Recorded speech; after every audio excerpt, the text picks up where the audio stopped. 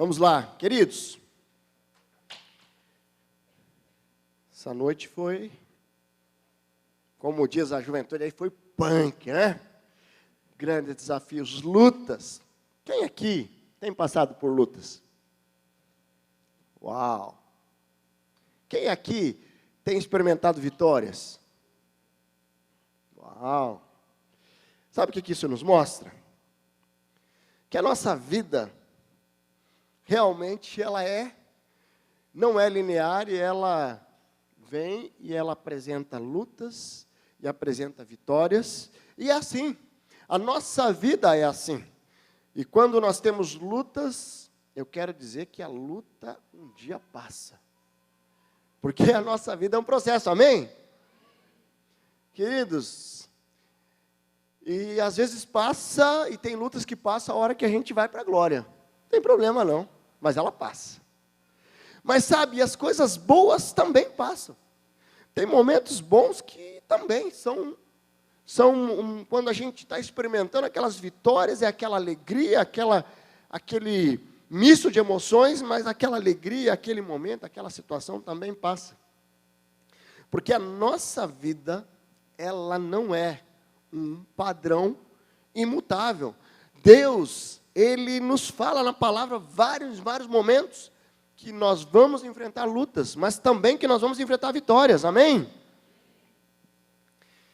E essa noite nós vamos conversar um pouco sobre isso, né? Quando nós entendemos que a vida, que ela é multicolorida, que ela tem várias facetas, nós entendendo que nós vamos passar por lutas, que nós vamos passar por provações e vamos passar por alegrias, o que muda é como nós decidimos passar por isso. E isso faz toda a diferença. E por isso que hoje nós vamos conversar, e o título da mensagem de hoje é A Paz que Excede Entendimento, diante das tribulações, ou diante dos grandes desafios da nossa vida. Eu quero iniciar essa mensagem com um testemunho.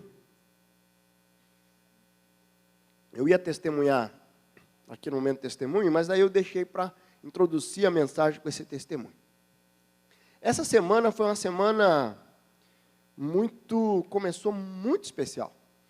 Nós tínhamos acabado de retornar de férias, e o meu filho, Nicolas, 9 anos, estava indo para a primeira viagem, sozinho, para um campeonato de futebol, lá em Garopaba, Santa Catarina. Aí, de repente, segunda-feira, toda aquela preparação, faltou a escola, arruma mala, colchão inflável, mochila, todas as recomendações, daí 1, 2, 3, e pedindo a Deus para acalmar o nosso coração. Beleza, ele ia de ônibus para lá, saiu com o ônibus, eu peguei o carro e fui, 1 hora depois eu fui até lá. Os pais não poderiam ficar juntos, eu fiquei num hotel, e começou muito bem, chegaram lá, e aí foram jantar, e alojamento, e montar tudo. Terça de manhã, primeiro jogo, ele vai para o jogo, o time dele ganha o primeiro jogo, ele joga, feliz da vida. Aí foram lá e almoçaram, à tarde foram para a praia, e eu monitorando de longe, os pais não podiam ficar muito próximos, sabia que ele estava indo para a praia, daí eu fui lá, fiquei de longe, olhando, né? Aí eu falei, terça-feira eu ia subir, tinha uma reunião com os pastores aqui do colegiado, e de repente, Deus coloca no meu coração algo, eu falo assim, liguei para o pastor Silvado, falei, pastor, tem alguma coisa que vai depender muito de mim aí na reunião, será que eu poderia? Ele falou, não, fica aí, expliquei para ele a situação, fica aí com o Nicolas aí e tal. Falei, então tá bom, então eu vou ficar por aqui. Daí eu estava pensando em voltar na quarta ou na quinta-feira, né, por causa do culto, ele ia ficar lá até domingo. Aí eu estou no hotel, umas 5h30, 6 horas da tarde, o professor me liga. Aí ele me liga, falando assim, oi, tudo bem? Falei, tudo. E aí, como é que está aí? Ele falou assim, olha, ocorreu um pequeno acidente com o Nicolas. Ele estava aqui, ele tropeçou lá num colchão e caiu em cima de uma faca. Aí eu acho que falei, aonde que ele está? Está aqui na policlínica. Eu fiz do hotel lá em 2 minutos, 42 segundos e 3 centésimos. Fui pulando tudo, qualquer quebra-mola, chego lá, largo o carro lá e saio correndo. E a hora que eu chego na entrada do pronto-socorro, tinha um rapaz na minha frente, a moça do pronto-socorro, você que é o pai do menino, você que é o pai do menino. Falei, meu Deus. E aí a moça, aí falei, não sou eu, vai por aqui. E um detalhe, eu estava saindo do quarto do hotel, saiu um pai do quarto do lado, de um outro menino, foi teu filho que teve um acidente? Meu Deus do céu. Desse jeito. Aí eu chego, a hora que eu chego desesperado, aí eu encontro meu filho assim, mostra a primeira foto lá atrás, com a faca fincada assim no lado da perna. Aí eu cheguei, ele estava na maca, eu cheguei do lado dele, falei, filho, você sabe quem é o nosso Deus? Você sabe, né? E aí comecei a acalmar ele segurou na minha mão. Daí a médica já veio e falou assim, olha, a faca entrou aqui, nós não temos condições de tirar aqui, eu só imobilizei a faca, nós temos que ir para Tubarão para retirar a faca lá. Aí ele tirou a radiografia ali onde a faca entrou. Aí e ele segurando na minha mão, e ele não largava na minha mão. Eles vieram fazer a radiografia, ele segurando na minha mão. E eu ali. E aí ela falou assim, olha, aqui não pode tirar, porque vai que pega uma veia, daí dá uma hemorragia, não sei o quê, corta um nervo e pode dar um não sei o quê, e tá bom. Aí vamos para Tubarão. Daí chegamos, fomos até Tubarão, aí chegamos lá, umas 3 horas depois do ocorrido, aí o médico foi, retirou a faca e falou assim, que estranho, essa faca era para ter entrado assim, parece que ela entrou de lado, aqui estava, não pegou nada, não aconteceu nada, ele tirou, deu um pontinho, enfaixou, e as outras fotos ali nós já estávamos voltando, dentro da ambulância, né? E foi interessante, porque aí nós voltamos, estava um motorista e a médica que acompanhou na ambulância, e eu e ele viemos conversando, viemos cantando louvores e viemos agradecendo a Deus. E a hora que nós chegamos, a hora que eu cheguei no pronto-socorro ali, a primeira atitude que nós fizemos foi orar. E foi realmente colocar diante de Deus. A situação da nossa vida, ela pode mudar assim, ó. É um estalo.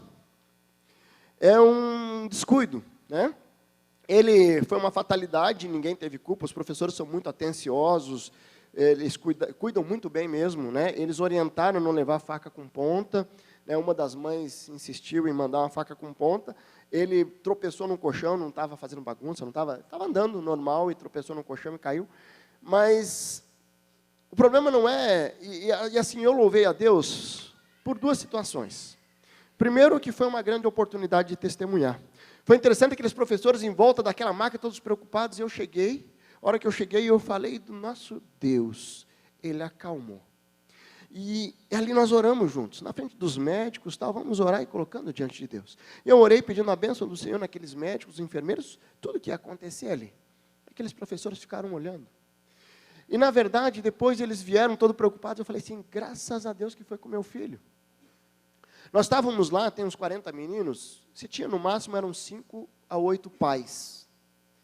E poderia ter acontecido com o filho de um pai que não estaria lá. E poderia ter sido alguém com um pai que não tivesse um Deus que dá paz que excede o entendimento. É dessa paz que nós vamos conversar hoje. Porque mesmo diante daquele momento de grande tensão, o meu coração estava tranquilo naquele Deus que dá paz que excede o entendimento. Você recebeu alguma notícia ruim nos últimos tempos? A Dani aqui testemunhou uma notícia ruim atrás da outra ali, mas eu quero dizer que lá em Salmo 112, 7, a palavra de Deus nos diz, não temerás más notícias, seu coração está firme e confiante no Senhor, seu coração está seguro e nada temerá. E é nessa confiança que nós devemos caminhar. Eu quero dizer algo para vocês, más notícias virão. Já vieram e ainda virão, porque a nossa vida é multicolorida, como nós falamos no começo. A nossa vida é feita de altos e baixos. As notícias fazem parte, más notícias fazem parte da vida, mas eu posso confiar naquele que me fortalece. De repente você está no olho do furacão, numa grande dificuldade. Mas nessa noite eu quero dizer para você que você pode, talvez você não consiga mudar a situação, mas Deus pode. Mas você pode mudar como você olha e como você reage à situação. E é nisso que nós vamos refletir. Abra lá em Filipenses, no capítulo 4. Nós vamos ler ali do versículo 2 ao 9. Um texto que o apóstolo Paulo, ele escreve, o apóstolo Paulo ele estava preso. Ele estava numa prisão. E ele escreve para uma igreja, ele escreve para a igreja de Filipos. E é interessante porque ele escreve para crente. E ele dá algumas orientações. E eu quero poder trazer um destaque com uma ênfase de enfrentar de experimentar essa paz que excede o entendimento. E eu quero tirar algumas reflexões desse texto que vai nos ajudar a olhar para as nossas provações, para os nossos desafios, e entender que nós não podemos mudar as circunstâncias da vida, muitas vezes não. Mas nós podemos mudar como nós olhamos, como nós encaramos, como nós reagimos e a nossa atitude. E é isso que eu quero trazer essa noite. Abra lá, capítulo 4 de Filipenses, nós vamos ler do versículo 2 ao 9. O texto nos diz assim: o que eu rogo a Evódia e também a Sintique é que vivam em harmonia no Senhor. Sim, e peço a você, leal companheiro de jugo, que as ajude, pois lutaram ao meu lado na causa do Evangelho, com Clemente e meus demais cooperadores. Os seus nomes estão no livro da vida. Alegrem-se sempre no Senhor. Novamente direi, alegrem-se. Seja a amabilidade de vocês conhecida por todos. Perto está o Senhor. Não andem ansiosos por coisa alguma, mas em tudo, pela oração e súplica e com ação de graças, apresente seus pedidos a Deus. E a paz de Deus, que excede todo entendimento, guardará o coração e a mente de vocês em Cristo Jesus. Finalmente, irmãos, tudo que for verdadeiro, tudo que for nobre, tudo que for correto, tudo que for puro, tudo que for amável, tudo que for de boa fama, se houver algo de excelente ou digno de louvor, pensem nessas coisas. Ponham em prática tudo que vocês aprenderam, receberam, ouviram e viram em mim. E o Deus da paz estará com vocês. Amém? Queridos, o apóstolo Paulo ele está falando de duas irmãs em Cristo ali, mais Clemente, mais alguém que estava junto, que caminhou com ele, que pagou o preço, que realmente passaram por provações e lutas juntos. Era um contexto de perseguição, era um contexto que eles passavam por lutas fortes ali. Mas ele escreve para a igreja, por quê? Quando ele escreve a carta era lida publicamente, e ele tenta não expor diretamente as pessoas, e ele traz alguns princípios para aquela igreja, para a igreja apoiar aquelas servas do Senhor, para Deus apoiar aquela obra que tinha sido iniciada. Certo? Mas isso nós podemos trazer para o nosso contexto. A luta daquele tempo, eles lutavam e eles estavam enfrentando lutas para que o Evangelho fosse propagado, para que o Evangelho fosse colocado para as pessoas, fosse levado às pessoas, essa salvação, essa alegria, essa forma de viver a vida na dependência de Deus fosse levado para as pessoas. Mas eu quero aqui trazer uma ênfase, porque o princípio é o mesmo. Nós estamos falando aqui de lutas que enfrentamos, lutas com enfermidades, lutas no casamento, de relacionamento, lutas com drogadição. Quantas lutas temos enfrentado? Mas eu quero dizer para vocês que as lutas fazem parte da vida, sim, e nós, basta dar um tropeção no colchão que muda toda a história. Queridos, eu quando começo a olhar para esse cenário que aconteceu com meu filho, não tem como não ver o cuidado de Deus em cada detalhe. Não tem como. Queridos, eu tinha feito a reserva de uma diária só do hotel. Tava delegações de várias cidades. Tinha gente de fora, do Chile, da Bolívia, do Paraguai. A cidade estava tomada, porque é um campeonato grande, sul-americano de futebol, da categoria sub-11, sub-13, sub-16. Então, assim, era improvável. Eu peguei uma diária, porque eu sabia que terça-feira eu tinha que estar aqui. Será que foi por acaso que eu fiquei lá?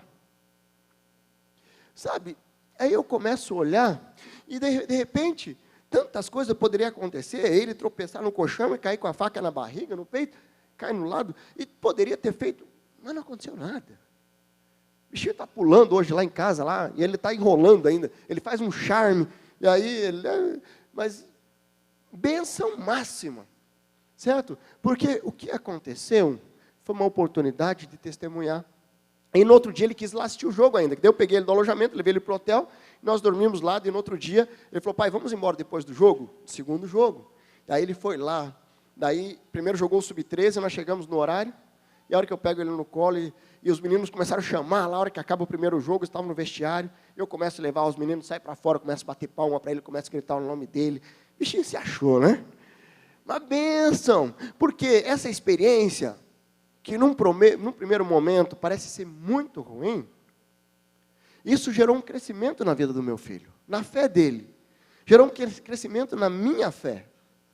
E assim as provações, quando nós temos o coração sensível para perceber o propósito de Deus, nós vamos ver que as provações vêm com caráter educativo, com caráter de ensinamento, vêm para nos fazermos crescer, para aperfeiçoar a nossa fé, a nossa confiança no Senhor. Deus não é um Deus que está lá com um chicotinho, tentando maltratar as pessoas, não, queridos, esse não é o nosso Deus. Tem muita gente que tem dificuldade de enxergar um Deus amoroso, um Deus de graça. Mas Paulo, ele escreve com propriedade para esse povo e nos ensina também, porque ele está falando de um contexto de lutas onde nós podemos olhar com um olhar diferente. Lá em João 16:33 diz lá que nesse mundo nós vamos ter aflições, mas Jesus fala que ele venceu o mundo e nós podemos confiar nele. Eu quero trazer alguns destaques desse texto. E o primeiro destaque ali, nós vemos já ali no versículo 4, alegre-se.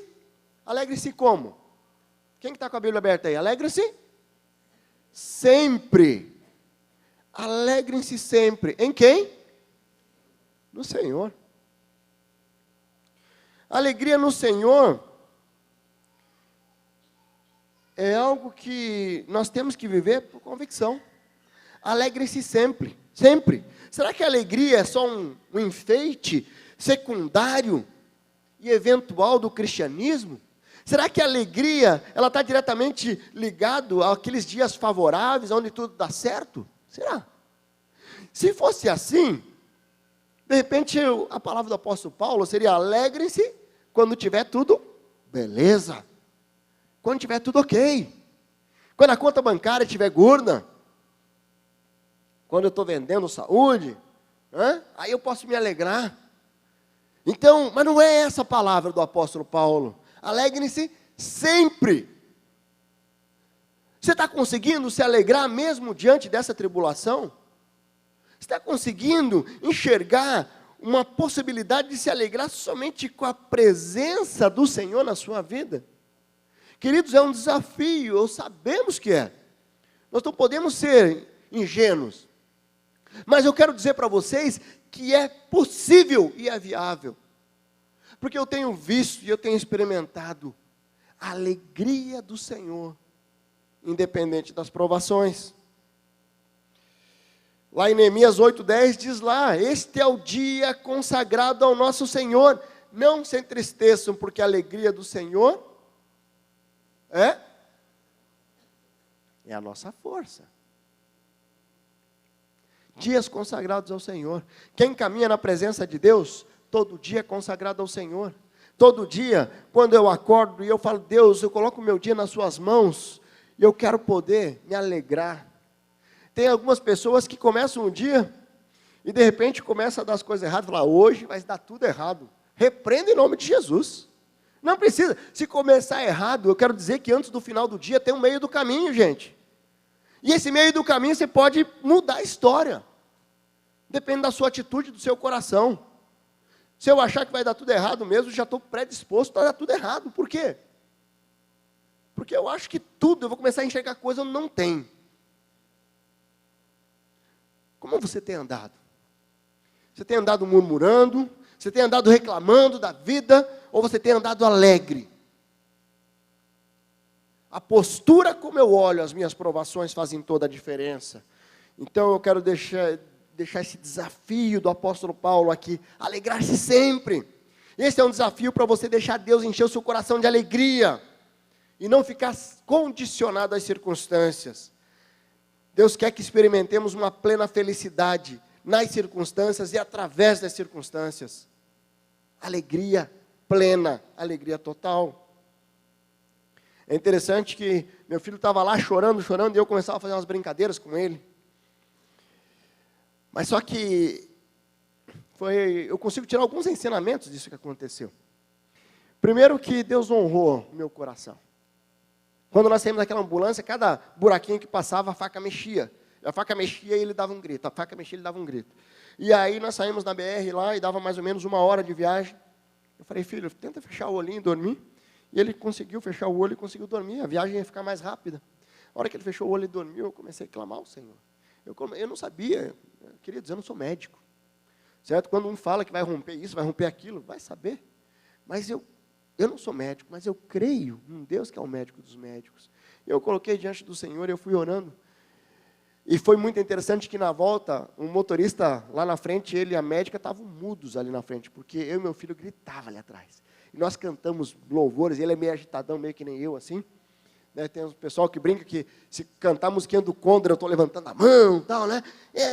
E o Condor, não estou fazendo merchandising para o Condor, não, mas só uma musiquinha. Mas o que acontece? Nós íamos louvando a Deus, porque a alegria do Senhor é a nossa força. O choro pode durar uma noite, mas a alegria vem pela manhã. E quando nós voltamos para o texto do apóstolo Paulo, e nós vemos ali no versículo 6, que ele vai falar de uma outra dimensão que nós temos que viver quando nós estamos diante de uma provação. Não andeis ansiosos por coisa alguma, mas em tudo, pela oração e súplica, com ação de graças, apresente seus pedidos a Deus.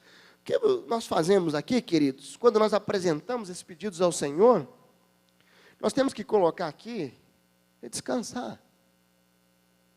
Ah, pastor, mas não é fácil. Realmente não é fácil, queridos. Meus irmãos, descansar no Senhor, quando você vê teu filho ali, não é fácil. Quando você está com câncer, não é fácil. E parece que quando é com a gente é mais fácil, mas quando é com o filho, é duro. Mas ou nós cremos num Deus que é um Deus que tem o controle da história, senão não faz sentido. Não é fácil controlar a ansiedade. O controle da ansiedade é algo desafiador, mas quando nós perdemos o controle da situação,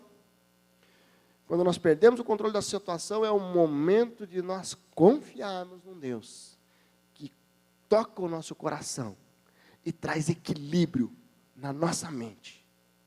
Sabe aquelas mentiras que começam a vir?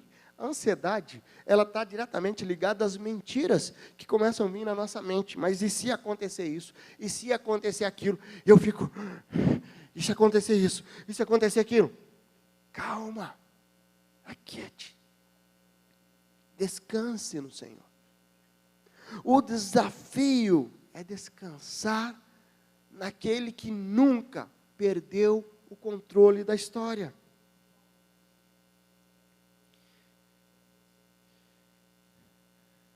Foi interessante porque quando eu cheguei naquele centro cirúrgico, naquele local de enfermaria ali que eu orei,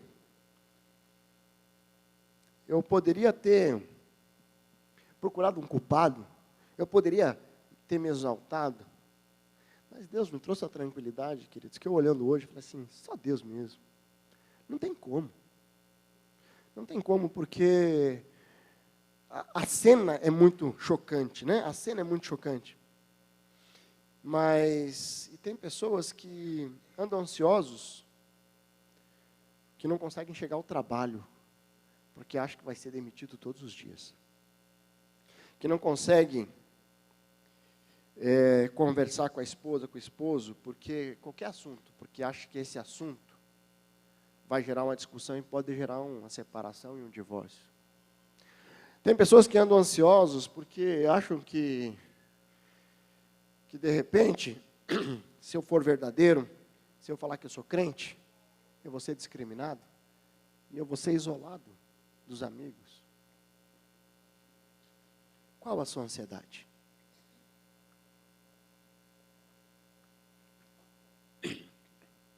A ansiedade, ela pode estar diretamente ligada também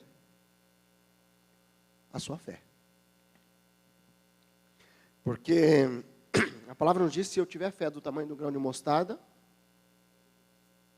como é que é o resto? Se eu tiver fé do tamanho do grão de mostarda, nada será impossível.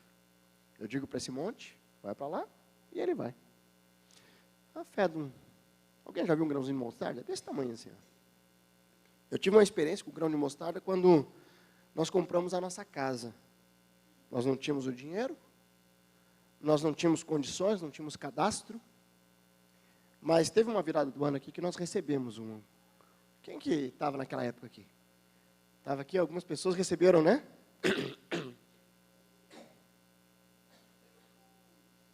Um grãozinho de mostarda. Eu coloquei aquele grãozinho de mostarda no vidro do meu carro. Eu saía todo dia, eu olhava para aquele grãozinho de mostarda, eu tenho fé. Deus, eu creio que o Senhor pode fazer algo sobrenatural. Queridos, só Deus mesmo. Sabe, depois, um outro dia eu conto um testemunho aqui da casa. Mas Deus é um Deus de milagre. E quando nós temos fé nesse Deus, não tem por que ficar ansioso. Por quê? Porque se tiver solução, nós colocamos diante de Deus, e de repente Deus pode operar e aquilo ser solucionado. Agora, se não tiver solução, não adianta ficar ansioso. Se Deus dizer não para o nosso pedido de oração, é não. Vamos seguir em frente. Porque Deus não permite que nada aconteça sem um propósito maior nas nossas vidas. Então, queridos, se você tem andado ansioso, essa noite você vai deixar aqui. Você vai sair daqui confiando mais nesse Deus que pode todas as coisas. Amém? E quando nós falamos em ansiedade, aí nós vemos ali na continuidade desse texto do apóstolo Paulo, ele vai falar no versículo 7, e a paz de Deus, que excede todo entendimento, guardará os seus corações e as suas mentes em Cristo Jesus. Como que é isso, experimentar a paz de Deus, que excede o entendimento? E esse é um outro ensinamento que nós tiramos desse texto. A paz de Deus que excede o entendimento, foi mais ou menos como... Eu estava ali, aqueles professores ali, aquele pessoal ali meio desesperado, muito preocupados. E de repente, depois que não estava tudo calmo, ele falou assim, ainda bem que nós pegamos um pai calmo, né? Ainda bem que nós pegamos um pai calmo. E eu falei assim, ainda bem que vocês pegaram um pai crente. Porque, na verdade, a paz que excede o entendimento, queridos, é algo que a mente humana não consegue explicar. Não tem como. Eu lembro muito aqui de quando a Josi passou pela luta do câncer dela. E as pessoas vinham e ela sempre sorrindo. E ela sempre... eu nunca vou me esquecer daquele encontro no Condo. O encontro no Condo, na véspera de Natal, e a Josi lá, já cabelinho raspado lá. E ela falou assim, pastor, Deus está fazendo grandes coisas nesse câncer, através desse câncer. Já fulano de tal se converteu, fulano de tal, não sei o quê. E ela contou a algumas pessoas lá, que ela tinha falado de Jesus, as pessoas tinham sido impactadas através do câncer. Sabe, aí as pessoas que não entendem, olham assim e falam assim, como é que pode isso? A paz que excede o entendimento. Você já experimentou isso na sua vida? Você já experimentou essa paz? A paz de Deus faz que um coração atribulado, machucado, ansioso, consiga descansar. E quando nós descansamos nessa paz que excede o entendimento, facilita o processo de restauração, facilita o processo de resolução. Eu lembro de uma amiga nossa, Raquel, faleceu a mãe dela. E ela aqui, a mãe dela faleceu lá em Palotina. E foi muito difícil, foi de surpresa assim, ela teve que pegar o carro e ir para lá e tal. E ela chegou lá e todo mundo desesperado, e ela tranquila. Foi interessante porque eu estava fazendo uma viagem, bem no dia, eu não conseguia acompanhá-la. Eu queria muito estar lá, mas só que eu estava fazendo uma viagem para o exterior, naquele dia eu ia viajar. Não tinha como adiar a viagem. E aí eu conversando com ela por telefone durante o caminho e tal, ela falou assim, agora eu sei o que é viver a paz que excede o entendimento. Eu estou tranquila, meu coração está tranquilo. A paz que excede o entendimento, queridos, é nós entendermos que Deus é um Deus da paz, e quando Deus está no nosso coração, não tem nada que pode nos afastar do amor dEle, a não ser que nós permitamos. Se nós entendemos que Deus tem o controle da história, acabou.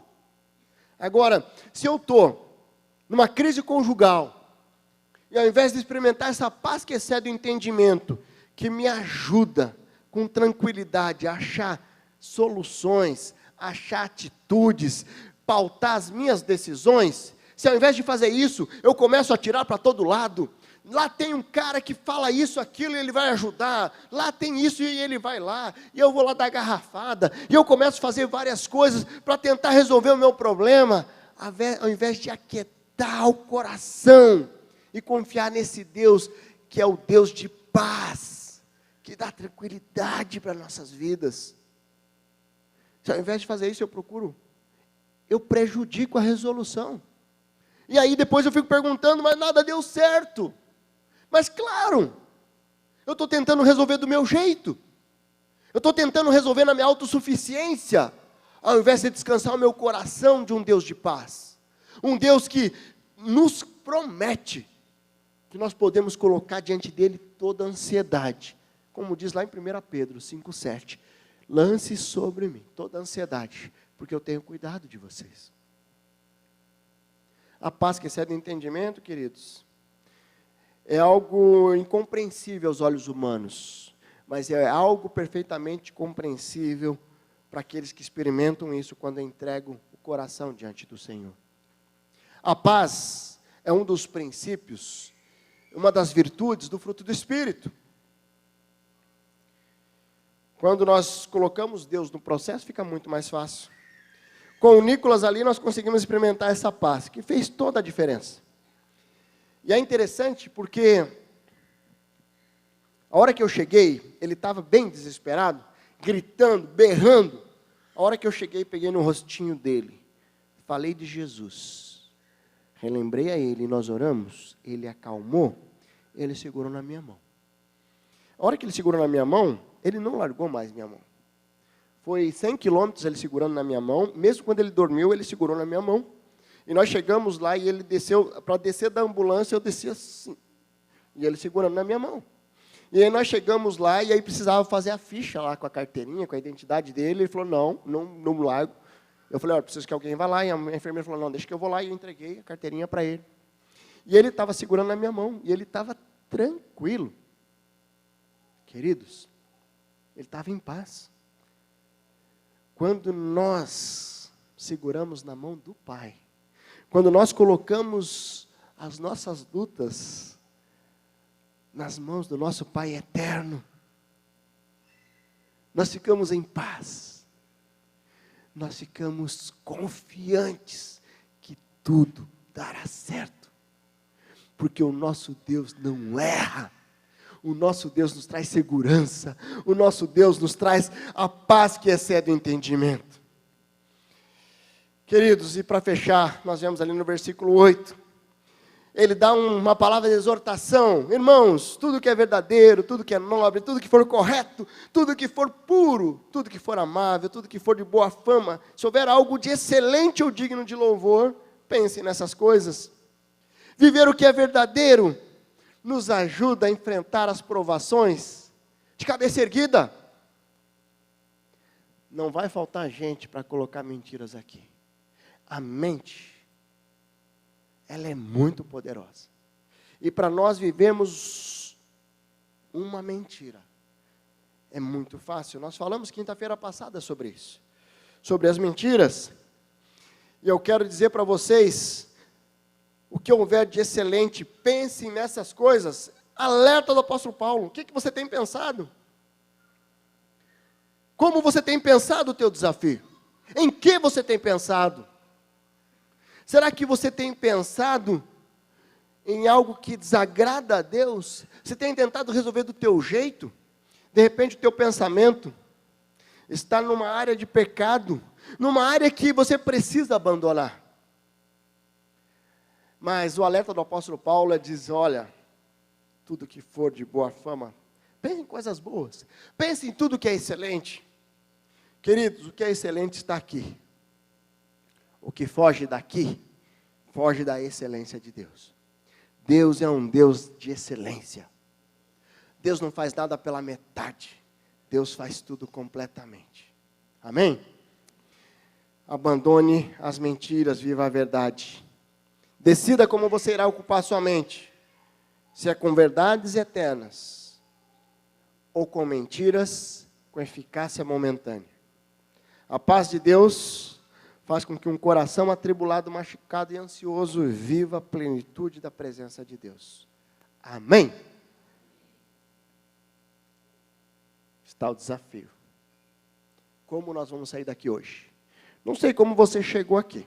Eu só sei que Deus quer que você saia daqui confiante e perseverante nessa paz que excede o entendimento. Pode fechar seus olhos? Não sei como essa palavra falou ao seu coração, mas antes de preparar essa mensagem, Deus falou muito ao meu coração.